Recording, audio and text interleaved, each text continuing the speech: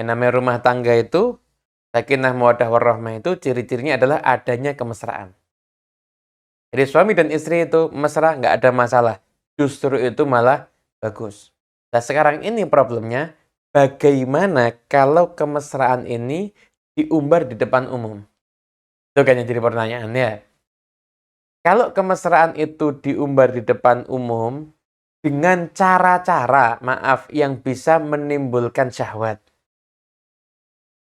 Kalau buka aurat udah jelas haram ya. Ini nggak buka aurat. Diekspresikan kemesraan di depan umum dengan cara yang bisa menjadikan orang itu syahwat.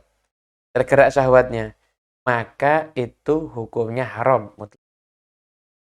Tapi kalau diekspresikan dengan cara-cara yang tidak menimbulkan syahwat, maka sebagian ulama, madhabnya Imam Syafi'i, mereka mengatakan yukhillu bil muru'ah, itu bisa merusak harga diri.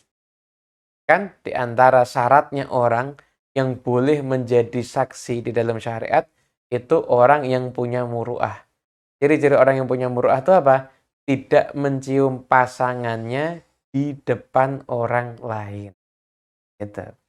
Jadi, mengekspresikan kemesraan di depan umum itu, ada yang haram, ada yang tidak dianjurkan. Kalau memang ekspresi kemesraan. Namun, apabila hanya sekedar tampak mesra, itu nggak ada masalah. Ya, seperti misalkan begini, suami istri ketika mau nyebrang, suami gandeng istrinya. Itu nggak apa-apa itu. Ada masalah begitu. Gandeng istrinya, itu boleh. Atau misalkan manggil dengan panggilan-panggilan yang mesra. Misalkan sayang, dan lain sebagainya, cinta, nggak ada masalah. Tapi tidak ada nada untuk menyebabkan orang jadi sahabat loh ya. Jadi mana nanti sayang, cinta, manggil gitu, itu masih bukan perkara yang dipermasalahkan. Jadi nggak ada masalah. Namun hanya saja yang harus diperhatikan, hati-hati dengan pandangan orang, dengan ain. Hati-hati dengan pandangan orang, dengan ain. Sekalipun misalkan kelihatannya nggak ada masalah, misalkan manggil sini sayang, cinta, atau sekedar gandeng, maksud kelihatan mesra-mesra dikit, tapi dipandang sama orang yang mungkin orang itu pandangannya mungkin saat itu dia lagi konflik sama keluarganya, dia mandang orang lain mesra. Nah, pandangan ain ini kadang-kadang bisa bahaya. Tahu enggak? Ain itu adalah ketika pandangan itu di situ ada takdirnya Allah Ta'ala yang karena pandangan ini bisa menyebabkan terjadi sesuatu yang enggak baik. Ain ini ada diceritakan dalam hadis Nabi Muhammad SAW.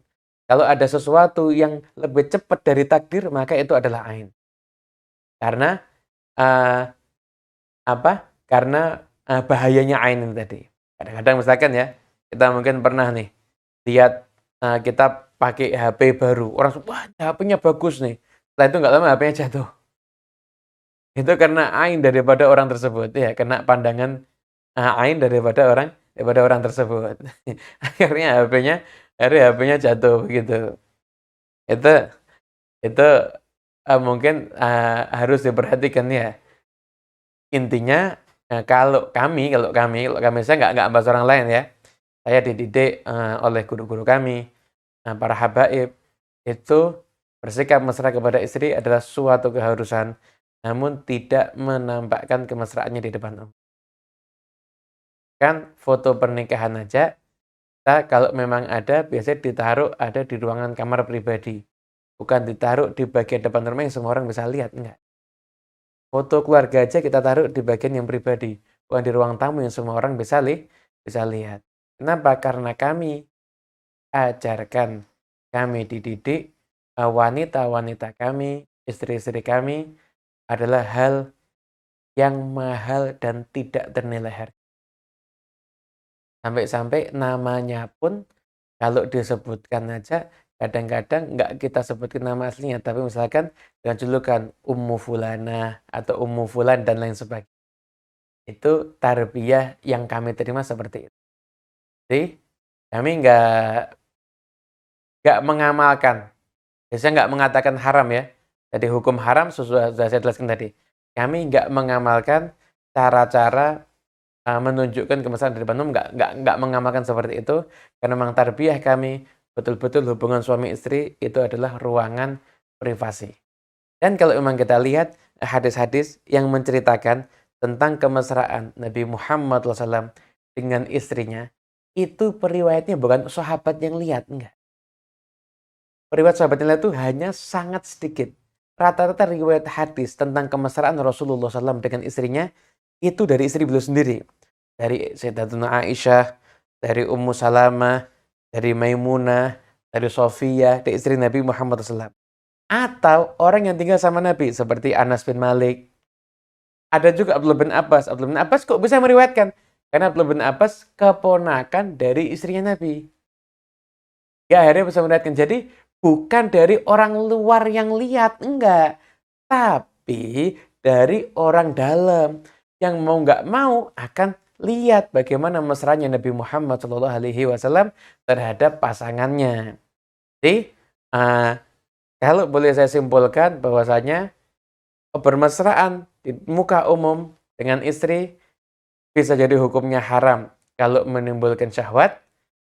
Kalau tidak menimbulkan syahwat, maka secara fikih ada pembahasan itu bisa merusak muru'ah. Artinya bisa-bisa pelakunya orang yang tidak boleh menjadi saksi di dalam suatu urusan-urusan syariat. Dan tarbiyah kami, istri itu kami jaga, privasi kami jaga, maka kami tidak bermesraan di depan umum.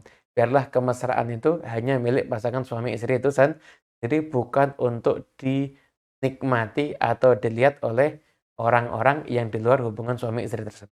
Ini jawaban kami. Mudah-mudahan bisa memberikan ilmu yang bermanfaat. Amin. Amin.